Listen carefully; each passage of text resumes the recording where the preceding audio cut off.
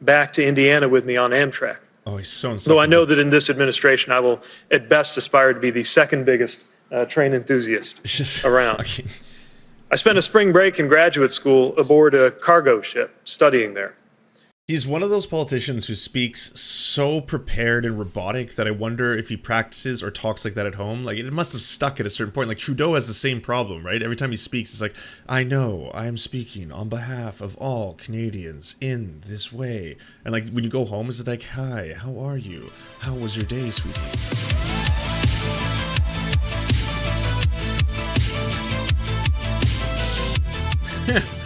Okay. All right. I'm gonna take the bait. Someone tweeted out this thing that said Crystal Ball, Mayor Pete on lengthy paternity leave while supply chains crumble, and they're like, this is virtually indistinguishable from the news cycle that was happening on the right, which was a thing. There was definitely a lot of people who were really upset that Mayor Pete, who obviously I am not a fan of the Mayor Pete, was going on paternity leave with his partner at a time, a crucial time when supply chains are crumbling.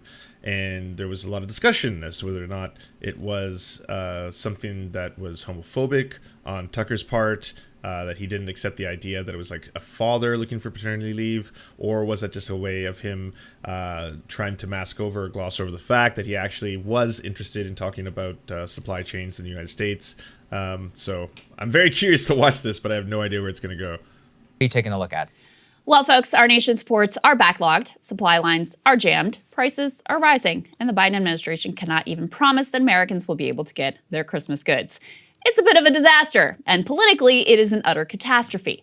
Not to mention that massive infrastructure legislation currently hangs in the balance as right-wing Democrats look to serve their corporate masters. In other words, an odd cascade of events has led to the Federal Department of Transportation suddenly being one of the most crucial agencies in all of government. So it's a bit strange that we hadn't heard anything from boy wonder Pete Buttigieg, who you I saw that as well, yeah. might recall was randomly given the post of Transportation Secretary. Now, when Pete was given that job, it was a clear political sop, a reward for his role in destroying the Sanders campaign. After all, Biden himself had actually ruthlessly mocked Pete's lack of transportation experience on the campaign trail. You remember that? But what Pete lacked in experience, he of course made up for in vague platitudes about his love for all modes of transportation. I've also had a personal love of transportation ever since childhood. More than once as a college student, I would convince a friend to travel nearly 1,000 miles back to Indiana with me on Amtrak. Oh, he's so Though I know that in this administration, I will at best aspire to be the second biggest train enthusiast around. Okay. I spent a spring break in graduate school aboard a cargo ship studying there. He's one of those politicians who speaks so prepared and robotic that I wonder if he practices or talks like that at home. Like, it must have stuck at a certain point. Like, Trudeau has the same problem, right? Every time he speaks, it's like, I know, I am speaking on behalf of all Canadians in this way. And, like, when you go home, is it like, hi, how are you? How was your day, sweetie? Travel in my mind is synonymous with growth, with adventure, even love, so much so that I proposed to my husband, Chasten, in an airport terminal. So don't let anybody tell you that O'Hare isn't romantic. Well, we have now received word of why the man who never saw a camera he didn't like was suddenly nowhere to be found. He wasn't working. Pete has been out on a lengthy paternity leave. Here's Politico with that scoop in an article titled, Can Pete Buttigieg Have It All?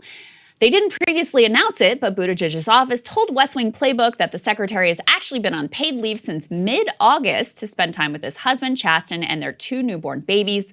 For the first 4 weeks, he was mostly offline except for major agency decisions and matters that could not be delegated, said a spokesperson for the Department of Transportation. He has been ramping up activities since then. As he does that, Buttigieg will, quote, continue to take some time over the coming weeks to support his husband and take care of his new children, the spokesperson added. So, we got a pretty interesting question on our hands here. Now, I am personally a huge supporter of paid family leave for moms, for dads, for caregivers, frankly, of all types. It is a national disgrace that millions of Americans cannot take paid time off after giving birth or adoption or for any other reason. I feel like a butt's But in a coming. moment of national crisis, when at least in theory, your job position is critical to the well-being of millions, does your responsibility to your family fully trump your responsibility to the American people? Now, plenty of liberals right now are saying, yes, family comes first, and that is that. Politico quotes a liberal advocate for paid leave who said, "I am thrilled that the secretary did that and showed that work and family go together." And it's not only liberals who are applauding Pete here. Glenn Greenwald, he tweeted this, saying, "The only valid and decent thing to say about Pete Buttigieg's paternity leave is that adoption is beautiful. All parents, not just cabinet secretaries, should have the ability to take leave from work to care for new children, and prioritizing family over work is noble." Glenn, oh no, putting me in an awkward spot here. What makes this conversation so interesting, though, is that you got a conflict of two important principles. First, yes, family is important and all workers should have paid leave. Importantly, Pete is not a hypocrite here. He supports paid leave for all, so in a sense, he is just living those values. On the other hand, Pete accepted a position of high responsibility to his fellow Americans, and we are in the middle of a real crisis. So yeah, he's got a responsibility to his Okay, dudes. I know exactly what the liberal spin would be on this story. It would be that, like, would she have the gall to say this about a woman if a woman was asking for it?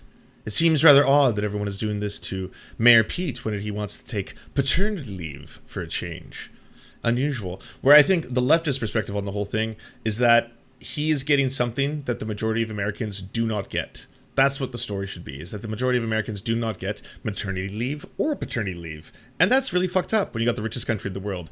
That should be the priority. That should be the angle, if anything. Not necessarily condemning Pete Buttigieg. It's like, well, you know, at this time, at this crucial juncture, you would have been the one to save us, Pete. Pete, what are you doing? Pete Buttigieg sucks. I think that's the technical term. It sucks. He's just, yeah, he's kind of shitty. So I'm not expecting great things. Do I think that he can work remotely? Absolutely. I mean, do I think he should have to? This should be a broader conversation about paternity leave versus what exactly is currently on his plate and things he has to do. His family, but he's kind of also got a responsibility to the nation as well. Now, there's been a trend in liberal thinking to ignore those broader societal responsibilities altogether, pretend like they're completely irrelevant as a consideration. There's a notion that your sole responsibility is to yourself, to your self-actualization, to your wellness, to your ambition. Now, that is a highly narcissistic view, and with its emphasis on the individual above all else, it's also in a sense a conservative view, since it makes no allowance for the collective whatsoever.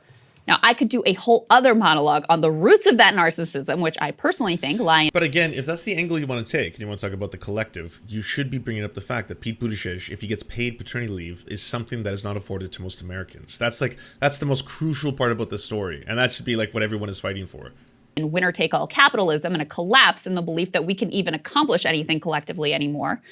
But Pete's whole trajectory is a perfect example. Like, what she just stated means that in order to not be meritocratic and give into that, Pete has to go back to his government job right now, as opposed to taking his paternity leave. And in that case, he will fight back against that and become part of a collective, which I think is a weird twist on this.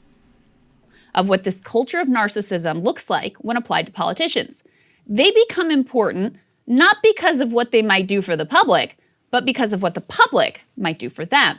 How we might help them manifest their destiny, whether it's Kamala or Stacey or Hillary or Pete. Voters are meant to serve the aspirations of the politician rather than the politician serving the people. So I think, like, I don't have Pete's record in front of me, okay? I'm going to just guess it's probably not very impressive in terms of what he's accomplished so far. That being the case, shouldn't we be, and having been criticizing his record, and especially this whole time, and then using that as a prop to be like, Mayor Pete, we understand that you're trying to do this at this important juncture in your life, but can you also realize that you have accomplished virtually nothing, or it's been very, very abysmal what you've done so far? So perhaps that's the thing that which we could criticize. That's why there was so much more interest in Pete's relationship with Chasten, his Iron Man training, and his truly beautiful new family, than on whether Pete was remotely qualified for the position of Transportation Secretary in the first place, and what, if he was Transportation Secretary, he might do with that power. It's another example here. That's why. See, I agree with that point, but that should have been the point rather than is it appropriate for him to take paternity leave. Kamala's speech at the DNC, delivered at a time of mass death and financial chaos, was still all about herself and how proud we all should be that she was achieving such a significant milestone, rather than say what she might do as Biden's second in command. After all, Kamala wasn't selected for the slot of vice president because of what she might bring to the job. She was selected to serve as a sort of national political celebrity. Instead of everyone getting healthcare, everyone gets profiles on her shoe choices and puff pieces on her inspirational background. We are supposed to be fulfilled because she is fulfilled. And it's the same with Pete. He wasn't put in this position to actually do a job. The idea that he was chosen for his expertise and governing ability is hilarious. He was put in a prominent position to serve as a figurehead, modeling an inspirational story while other people do the unsexy work of implementing rules and trying to unclog our backed up ports. So in the job he was actually picked for, he's performing spectacularly well. This is a very interesting encapsulation of Breaking Point / the old Rising dynamic between her and Sagar, because at the end of the day, this is kind of like a blend of both conservative talking points, so even some liberal id poll, and then some progressive perspectives on it as well, and I'm sure valid criticisms of Pete Buttigieg on top of everything else. Documents shed new light on the critical moment in Pete Buttigieg's South Bend political career. This isn't related to him as a transport. This is related to him and the shooting, right? An investigation by the Young Turks, wow, sheds new light on a moment Buttigieg has highlighted as defining his relationship with South Bend's black community. After taking over as mayor of South Bend, Indiana in 2012, Pete Buttigieg made a decision that has dogged his political career ever since. He demanded the resignation of the city's first black police chief, Daryl Boykins. Amid outrage from the black community, Boykins quickly rescinded his resignation. Buttigieg instead demoted Boykins to work with the city's young people and later called the city's young people? Go, work amongst the youth. Please, play amongst the children. And later called his handling of the situation his first serious mistake as mayor. At that time, Buttigieg said he fired Boykins for his role in the secret recording of some police phone lines. This is the fucked up story that I'm sure if you're a lefty, you already know, because we were screaming this during the Bernie Sanders days, which federal investigators were looking into. In April, when Buttigieg was asked about the situation, he said at a CNN town hall, "The reason I demoted the chief was I found out that he was the subject of a criminal investigation, not from him, but from the FBI, and it made it very hard for me to trust him as one of my own appointees. It was frustrating and painful to do." The recording system has long predated Boykins, who sued the city for racial discrimination, winning a $50,000 settlement. Buttigieg has said he never has been legally able to listen to what is on those secret tape records. Oh, but they got them. Ooh, interesting. TYT Investigates has a major story on the South Bend Police Department and how some in that department appeared to try to influence Pete Buttigieg in firing the black police chief. That's a very interesting story, and you're gonna wanna hear all the details, and some parts of it are deeply problematic. Anna Kasparian has more. Democratic presidential candidate and South Bend Mayor Pete Buttigieg has been embroiled in a 7-year controversy involving allegations of racism within the city's police department. His decision to ask the town's first black police chief to step down didn't help. Soon after Buttigieg took office as South Bend mayor in 2012, he attempted to fire the town's first black police chief, Daryl Boykins. Boykins ultimately refused to step down and was later demoted. Now, TYT Investigates has seen previously unreported legal documents detailing secret recordings of South Bend police officers allegedly conspiring to work with Buttigieg's campaign donors to influence him to fire and replace Boykins.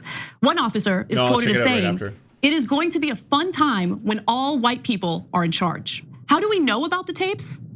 Former South Bend Director of Communications, Karen DePape, heard the recordings and described them in an internal police report back in 2012. Over the previous year, first while dealing with dysfunctional phone system equipment for the police department, DePape came across around a dozen recorded conversations that she said alarmed her. In a deposition later, DePape said she listened to the calls because, quote, "It was something I considered illegal." Buttigieg has refused to release the tapes, arguing that it would violate federal wiretap laws. Oh yeah, of course. And Buttigieg has said he does not know what's on the tapes and that he's not sure he can even ask. But these legal... I have no idea what's on them, none whatsoever. By the way, you can't look at them or listen to them. No, because that would violate some laws. So yeah, no. But I have no idea what's on them. Do you enjoy the Serfs but prefer not to have to use your eyeballs? Many are saying this. Well, we've got the solution for you. It's the Serf Times in podcast form. Available on most major podcasting networks now. If you enjoy it, please consider leaving a good review and feedback because it really helps the show out, apparently, and it's free, just like the podcast. To our gods, Xander Corvus and Peyton L. Just, we will build a ladder to heaven to deliver you the daily news. To our monarch, Tom Spiker, we are your most humble of clownish jesters.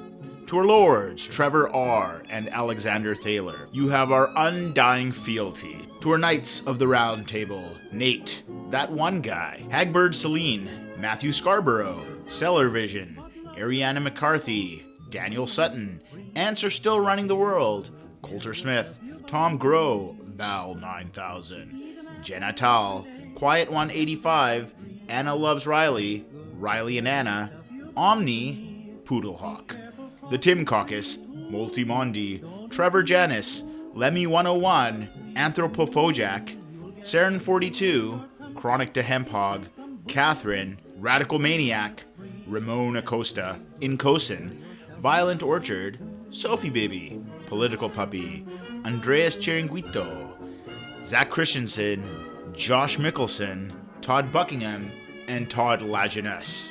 We shall meet you in the tavern, and we raise a drink, and we salute you.